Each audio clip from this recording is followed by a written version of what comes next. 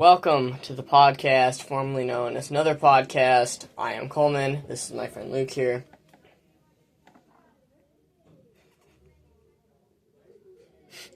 Okay, you got me. I tried so hard to not say anything, but you played chicken right along, and I couldn't help it. Here I am. I'm here. Sorry. Anyway,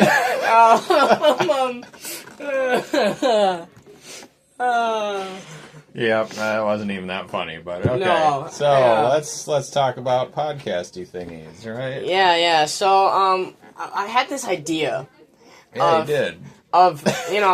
So let me set the scene here. Okay. So imagine, Luke is with old Ben, right? Crazy old Ben. Yeah, this is a classic thread for our channel already. We've already had like 50 episodes about how this could go. But anyway, continue. And so, old Ben just finds Luke, takes him into his hut, and they sit down, and old Ben's just like, Darth Vader's your father.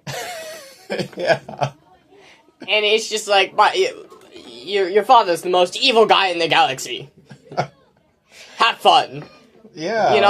Luke doesn't say no to when Darth Vader tells him that. He just goes, no! Right then and there. Right. Like, yeah, I mean, just trying to think of Obi-Wan Kenobi as this spoiler factory ruining, all the greatest secrets of the trilogies have been wonderful. What else did we relate it to? You started to tell me that, you just start out episode 5 with Yoda telling Luke that Leia was his sister, but it's like, don't even wait for that. Obi-Wan can tell him that, too. Just like, that hologram there is your sister. At which point Luke would be like, you're a crazy old man, and just get out of there. You have Alzheimer's. Stop. Yeah.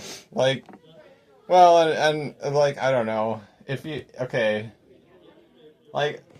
Not that the audience didn't know. I would hope that people watching the prequels were able to deduce the fact that Palpatine was the Sith, because it doesn't seem like it's that well hidden from those of us watching it.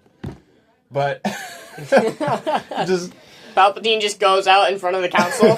I am the Sith Lord you've all been looking for. right at the onset of episode 1. First 10 seconds. I am the Sith Lord you've all been looking for. Well, that's the thing, is that Obi-Wan had the line in episode 3 that, Palpatine is the Sith we've been looking for. And if he had just said that at the beginning of episode 1, it would have been so much better. The council would have been like, well, we weren't looking for a Sith. Well, you will be. Yeah, you will be. I don't know. It's just... Palpatine just starts spoiling things. Well, no, Obi-Wan spoils things. He's the spoiler. Obi-Wan. Yeah. Obi-Wan's like, Emperor Palpatine will not fall into the lava. Right. That stupid lava video. Oh my gosh. Still didn't watch it, but the thumbnail will be forever burned in my memory. Just the image on the video was hilarious. Well, yeah, and, there must be other things to talk about. Now I don't know what any of them are. Yeah. Weren't you just grilling me about how I couldn't remember already? So what did I forget? That was the thing. I was turning to you hoping that you would remember because I forgot. Oh, just accidentally remember something that neither one of us actually had in mind in the first place? Yeah. I don't know. How about that second age of Middle-earth there? We never talk about Lord of the Rings. This is one of the main things that we have been talking about, is what we don't talk about. Everything is always about Star Wars. I don't know why it became so much easier to talk about Star Wars than anything else, but we gotta start thinking of stuff from those other things that we talk about again. Because what's funny is that, you guys didn't know, us before we started the podcast here, or even what our conversations are like. And, we talked about a lot of stuff more than Star Wars before the podcast We started. promise we did. Yes. I mean, when I was who can remember? When I was when we first met, it was mainly Star Wars, because that's really what I was into. Yeah. I got into Harry Potter a few years ago. So, I mean, then that's when we started talking about this. And then you learned 2 years ago, maybe? Not even. And you finally learned that I liked Lord of the Rings. Yeah. It seems like that was around about the start of the podcast. Yeah. I mean, So we haven't really had a whole lot of Lord of the Rings things to talk about, but... Yeah. Well, I'm just trying to wonder, like...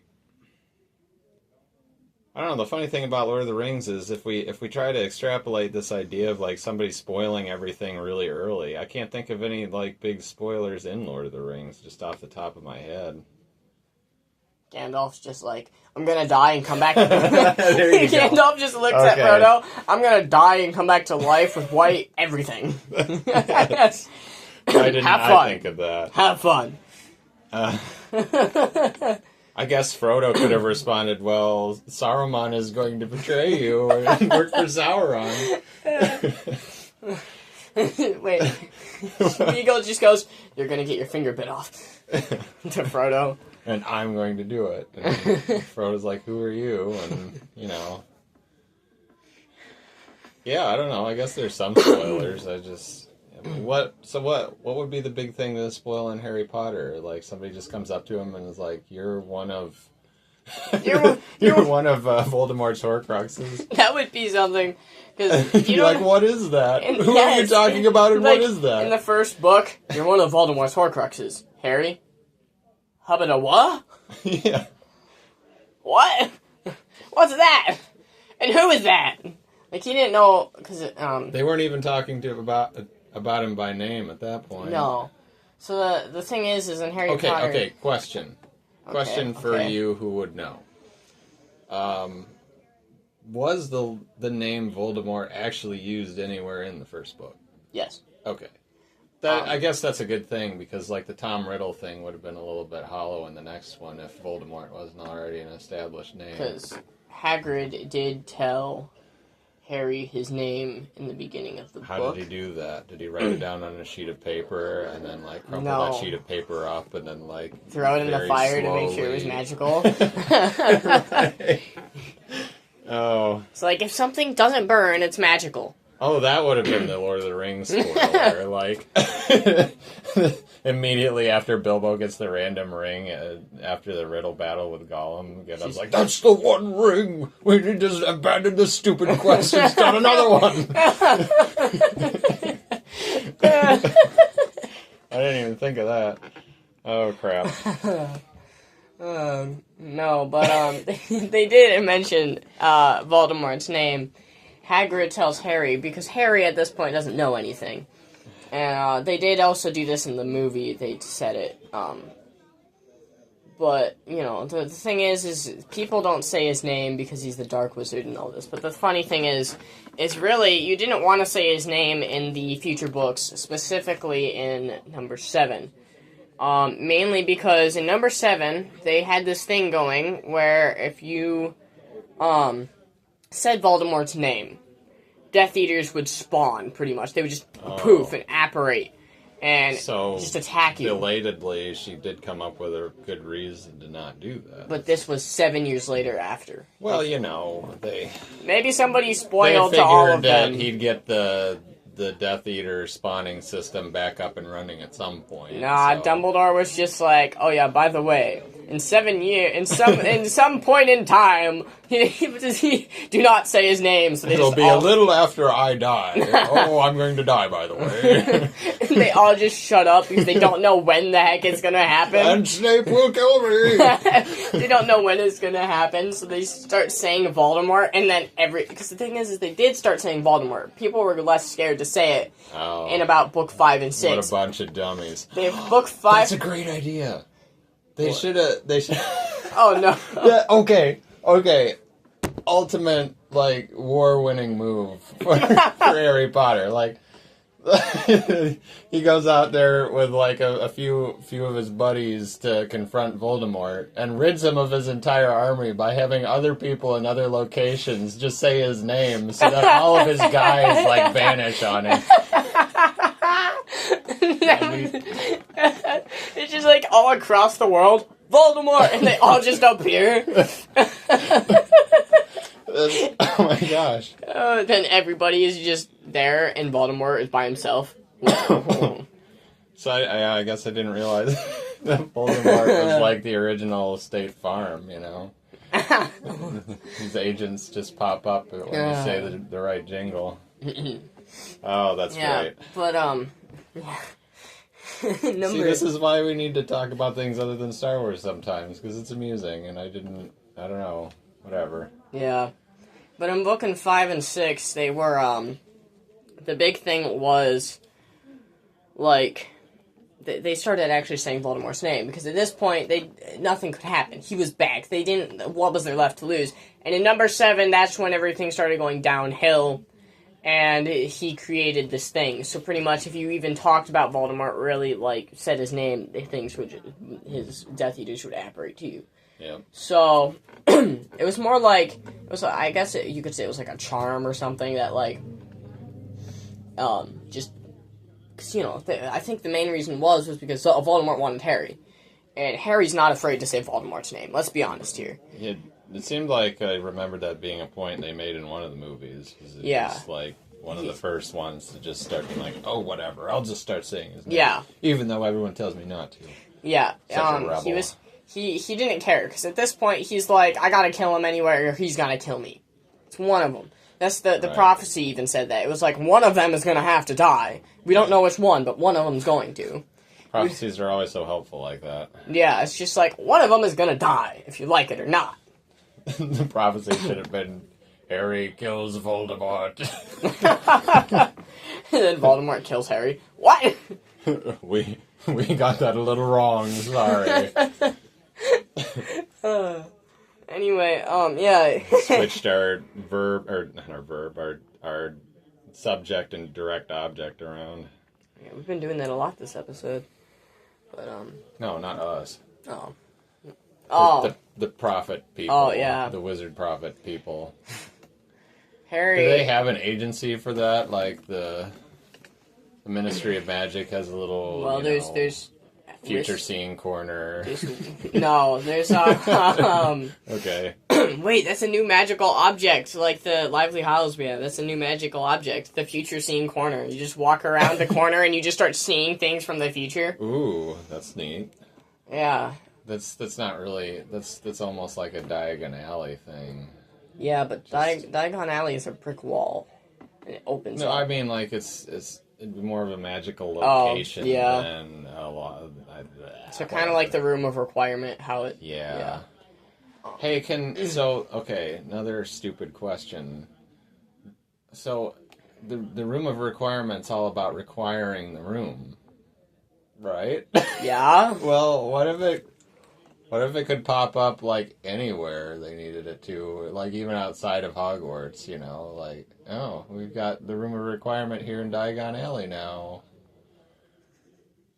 Well, or there's technically like a way in the middle of a cornfield or something. There's actually a way to get through it, because in the book that, in the movie, both, in the Room of Requirement, there is a way to get from Hogsmeade to the Room of Requirement. Okay. And it is through a painting in Dumbledore's brother's house in his basement. Dumbledore has a brother? Yes. Whoa, mind blown. Like the Death Star. Oh, yeah. Now I remember. Yeah, that was the other thing yeah. talk about. The prevalence of Horcruxes in good storytelling. Like, if you can't tell, we might have been stalling to figure out what the hell we were supposed to be talking about. No, we're not stalling. We're just chatting, you know? Yeah, 100%. So, yeah, I mean, you know, everybody's got a Horcrux these days, and that's all well and good. Yep. Voldemort's got a few. I mean, a few? He's got 8. And 7. Yeah, I can't count that high, I guess. And, you know, of course, the ring is essentially Sauron's Horcrux, and Davy Jones took his heart out, and that was his Horcrux, and you know, well, was that, no, that was how did we, no, Oh, yeah. See, I'm. This is maybe need to be edited. I'm reverse constructing this back to what we were actually talking about before we started talking about Horcruxes, which was like you proposed the question of which ending was better for Harry Potter, whether it would have been better for him to snap the wand as he did in the movie or bury it with Dumbledore as he did in the book. And I thought the snapping would be better. And I don't remember if you just disagreed for the sake of disagreeing or... I personally think that, like, you know, it's Dumbledore's wand. Pretty much. Like, it's his wand. So you might as well... I mean, the wand would tell you otherwise. Yeah, well, shut up. Anyway. The wand itself would be like, nope. Anyway. So, I honestly think that they should have just buried it with Dumbledore. Because, for one, you would have had to find Dumbledore's tomb. Because Voldemort struggled to find it. You know, okay, so... it's not just out there for the open. Here's the Harry Potter sequel franchise. I just came up with it. You keep changing the subject. I'm sorry. Here we go. Let's say they did it like in the book. Which, of course, they did, because the book should supersede the movie, I'm sure. The Elder Wand... being buried with someone that was no longer its master, you'd think that it would have resisted that in some fashion. No,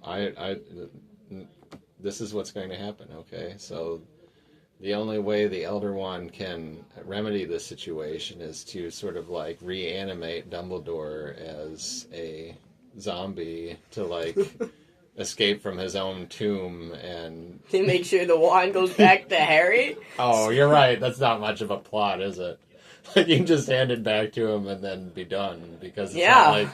Shoot, I didn't think of that. I was thinking that you would, like, think that somebody, like, unburied it and was, like, trying, and the wand just, like, wasn't, Well, that would be very likely to happen. I mean, grave robbing has been around forever, for as long as they've had pyramids and things. What if they dig up the tomb and they open it up and suddenly this wand just goes and flies across the entire, like... I'm free! It just goes right to Harry, and Harry's just like... it knocks Harry's wand out of his hand, and the Elder Wand appears there, and he's like, darn it, and somebody found it.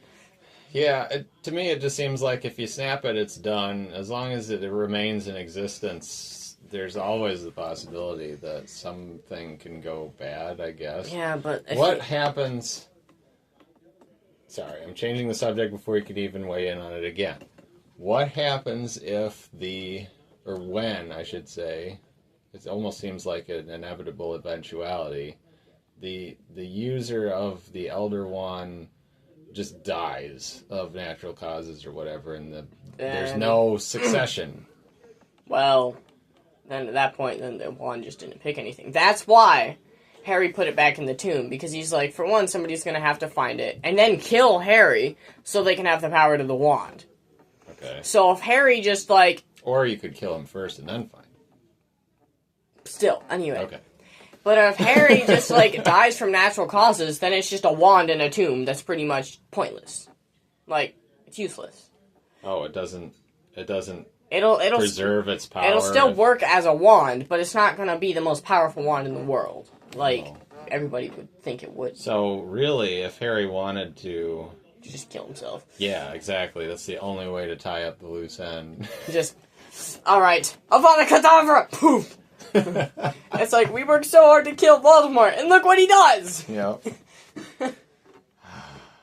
Well, now we've kind of had a conversation. Yeah, that you changed the subject 8 times. I'm sorry, but, like, just, there's so much for me to know, because it's Harry Potter and I don't know that much. True. So I have to ask these questions. Alright, well, I think it's probably time to do our comment of the week. Let's do that first. Alright. So our comment of the week says, "Hey, you guys, I ain't afraid of no ghosts." Really? Yes. It's both? Yes, oh, it's wow. both. See, I don't have time to read all of our comments. So I didn't know this. I didn't realize that somebody had mashed them together. Yeah. Some pop culture reference genius. It says, "Hey, you guys!" Exclamation point, and I ain't afraid of no ghosts! Exclamation point. All right. So that's from. I think the "Hey, you guys" is Sandlot. Yeah, 100% Sandlot. You know, it's 100%. Yep, and the other one is obviously from Pirates of the Caribbean. Yes. So we know pop culture. Don't ever doubt it. Yep. And if you think we're crazy, do comment something for the next comment of the week. You know, I don't know. Yeah, I mean, we need more comments. We do. So, but we're not going to force exasperate the point here. Not like I did last episode. Right. We'll mention it more like 5 times instead of 6 times and call it good. Yeah, 100%. Well, I think now that that's done and over with, I guess. So, whoever made that comment, be happy you're on the show. Yeah. As if we don't know who you are. Yeah, 100% we don't know who the heck it is. Could be anybody. Yeah. Anyway. So, now it's Impossible Trivia time. Yep, I hope the audience is really enjoying Impossible Trivia. If, you know, think of your own Impossible Trivia questions, put them in the comments, I don't know. Yeah, I at least can promise not to look it up. I enjoy being wrong and not knowing things. And if I didn't enjoy it, life would be quite miserable. Yeah. yeah. So, Alright, so who's going first for this Impossible Trivia round, me or you? You know, you said that you didn't have a Star Wars one this week. I do have a couple Star Wars ones I could use, but because this one is not Star Wars, I'm leaning on it, because it's about time to shuffle things around a little bit. Yep. So my question is, and this should be easy, actually, because it's in the movies. What is Denethor's father's name? I don't even know who Denethor is. Perfect. I was hoping for that. I don't even know who Denethor is. Yes, you do.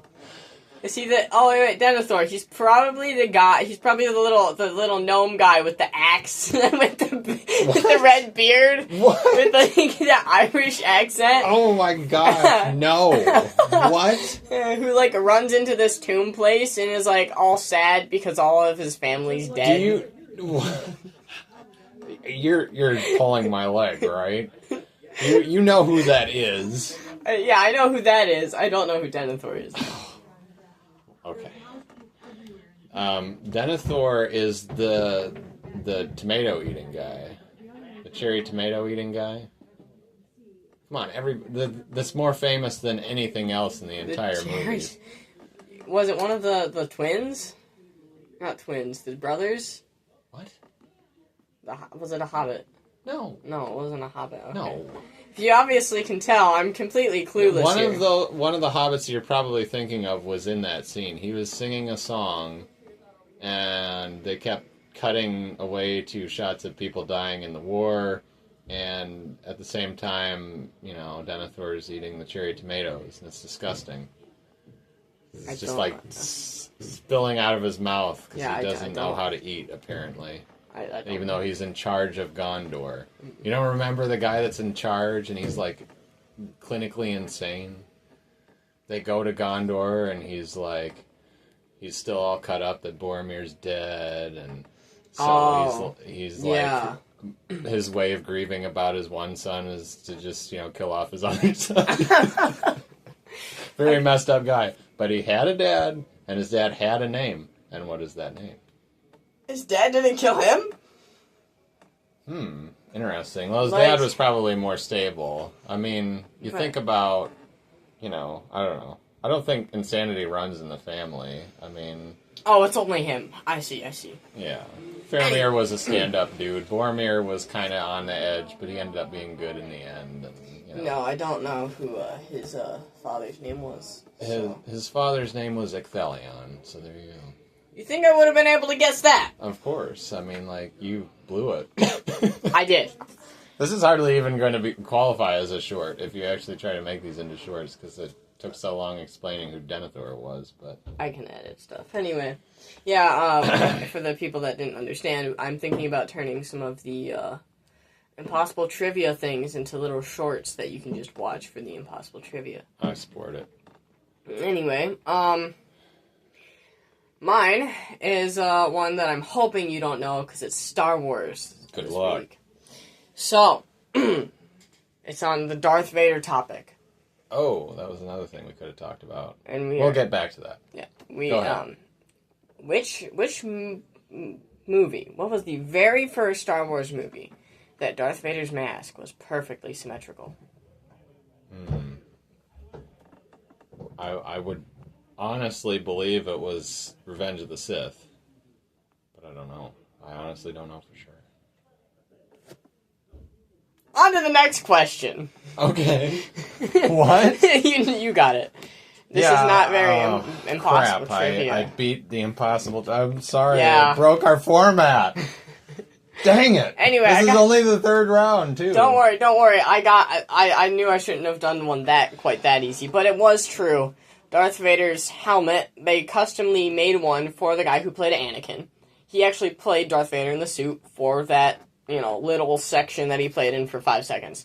And the thing was funny, is that little bit, that maybe 5-minute spot that he was in, the cast was so happy because they worked all year on this new helmet and this new thing customly made for this guy, and it's now perfectly symmetrical like it always needed to be, and it was less than 5 minutes in the movie.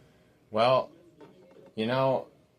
so, I'm going to interject this thing that nobody needs to know that I found very interesting. Not that it isn't far and away the most impactful part of the entire movie anyway, but what I heard that kind of blew my mind was you'll probably have seen Toy Story 3, I would think. Yeah, I grew up on those movies. Okay, so in Toy Story 3, you'll probably remember there was a furnace thing that went on. And apparently the making of that movie, I think 90% of the rendering time went into that scene because of all the random bits of junk. Oh, yeah. So in order for that to look its best, they, pushed their technology to the limit, and it took more than the rendering time of the whole rest of the movie put together by orders of magnitude. But we gotta be honest here, that part of the movie did look really nice. It did really well. I mean, it was horrific. I would have hated to be a kid and watch that movie. I think I would have been traumatized. I was almost traumatized by Toy Story 2, honestly.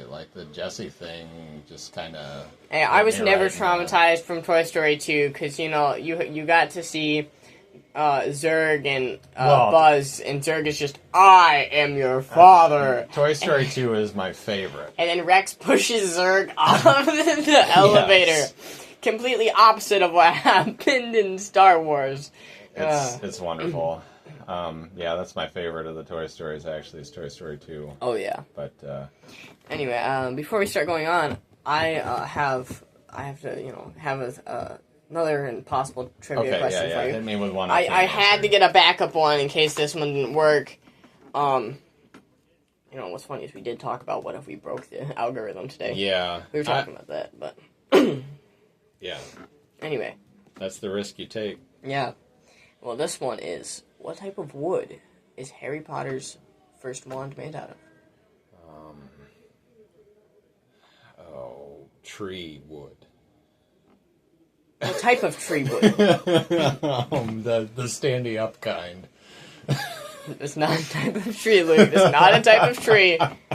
The kind with leaves. I don't know. It's Hollywood.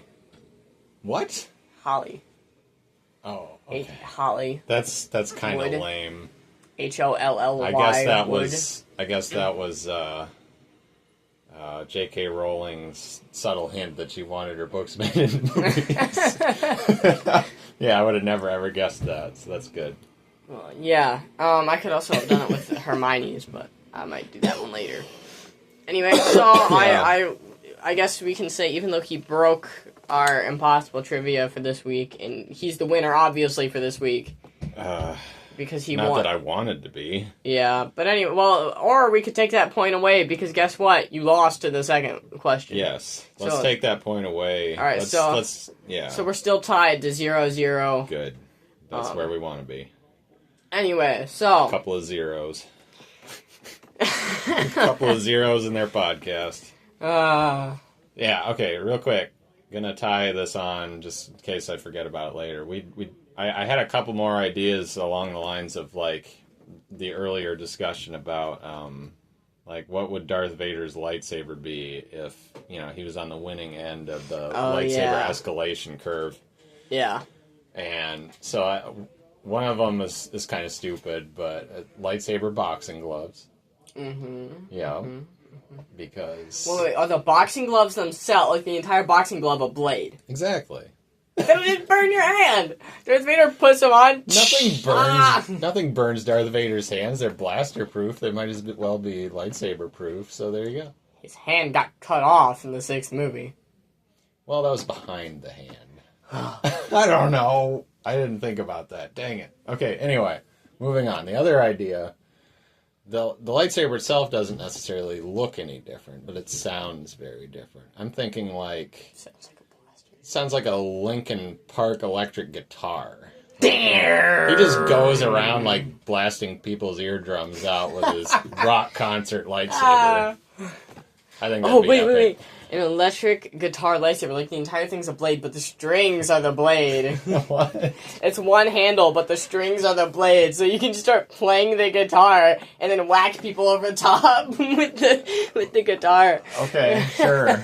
I'm playing the blades doesn't sound like a great idea, but hey, he can use his boxing glove hands to play the laser blades. Yeah. Oh, dang, we're going on 32 minutes here. Well, how did we do that again? Dang it. I guess we might have to stop, otherwise we're going to break our record. We need to stop. We're going to break our record. Anyway, can't do that. we don't want to break our record until we have another special guest on here. Right. So, I mean, I could edit stuff out depending on if I listen to it. Okay. Anyway, this is going to be a wrap here. Yep. We're done. And this was another amazing episode of the podcast, formerly known as Another Podcast. I am Coleman. This is my friend Luke here. Yep. And we are signing out. Yeah, we are. Bye.